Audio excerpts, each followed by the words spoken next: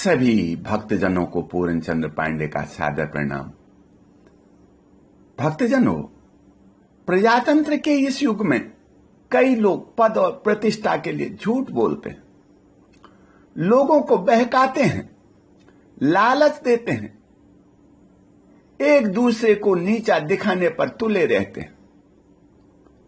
चाहे कोई कितना ही अच्छा कर ले, उन्होंने तो कहना ही है यह अपने पद का दुरुपयोग कर रहा है, काम ठीक नहीं कर रहा है। यह सब नहीं कहेंगे, किसी की टांग खींच करके उसे नीचे नहीं पटकेंगे तो स्वयं कैसे कुर्सी हथियाएंगे। जनता को भी चाहिए वह अपने अधिकार तथा कर्तव्यों को भली भांति समझे, जो सही है उसी का साथ दे। राजा का कर्तव्य भी यही है कि वह देश, समाज और जनता के हित के लिए निरंतर कार्य करता रहे, स्वार्थ सिद्धि में न लगकर धर्म व मर्यादा को बनाए रखे। इस संबंध में एक छोटी सी कहानी प्रस्तुत करते हुए मैं बताना चाहता हूं। राजा हरिश्चंद्र महान दानी तथा सत्य प्रतिज्ञ थे। उनके राज्य में सभी सुखी और संपन्न थे। वह अन्याय नहीं होने देते थे। तीनों लोकों में उनका यश फैला हुआ था। एक दिन महर्षि विश्वामित्र राजा हरिश्चंद्र के पास आकर के बोले, हे राजन, आप धर्मनिष्ठ और महान दानी हैं। आप मुझे भी दान देने का वचन दीजिए। महर्षि ने छल से राजा हरिश्चंद्र का समस्त राज्य, स्त्री, पुत्र सब छीन लिया।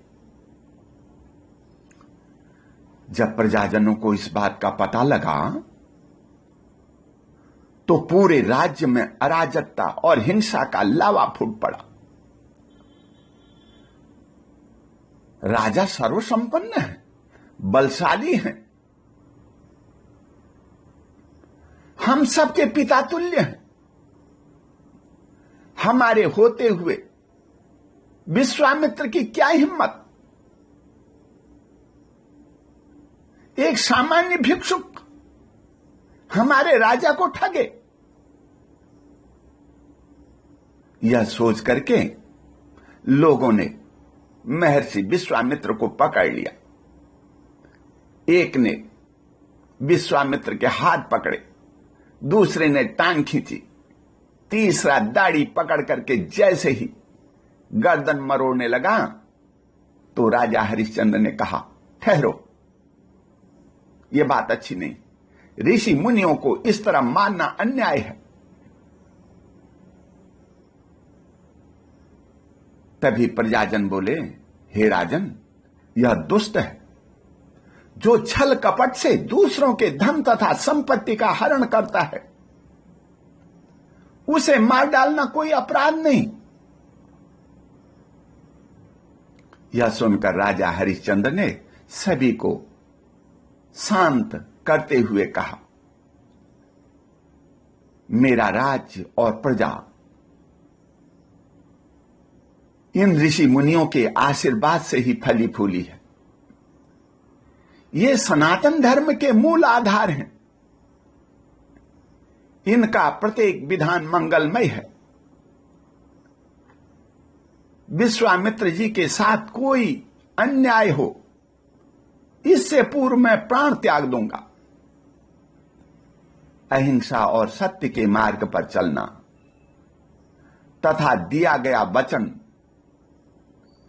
इस नश्वर शरीर से कहीं अधिक मूल्यवान है। महात्माओं की वाणी और कर्म लोक कल्याण के लिए होते हैं। हरिश्चंद्र ने प्रजाजनों को शांत करते हुए स्वयं चांडाल के हाथ बिक जाना स्वीकार कर लिया। राज्य चला गया, स्त्री भी बिक गई, पुत्र भी बिक गया। शमशान में रह करके कफन उठाने तथा कर लेने के लिए मजबूर हो गए। बिना कर लिए पुत्र का संस्कार भी नहीं होने दिया। लेकिन अपने सत्य वचन को झूठा नहीं होने दिया। इन संसार में कई राजा हुए, आए और गए, सब अपने सुख पद प्रतिष्ठा के लिए लड़ झगड़ करके चले गए, परंतु सर्वस्व त्याग के कारण राजा हरिश्चंद्र, सत्यवादी राजा हरिश्चंद्र के नाम से विश्व में अमर हो गए। आज भी उनकी ख्याति चारों तरफ है। कहानी का उद्देश्य केवल इतना ही है, जिसने भी त्याग किया, जिसने भी संघर्ष करते हुए कष्टों को झेलता है, वही महान बन जाता है। बोल शंकर भगवान की जय।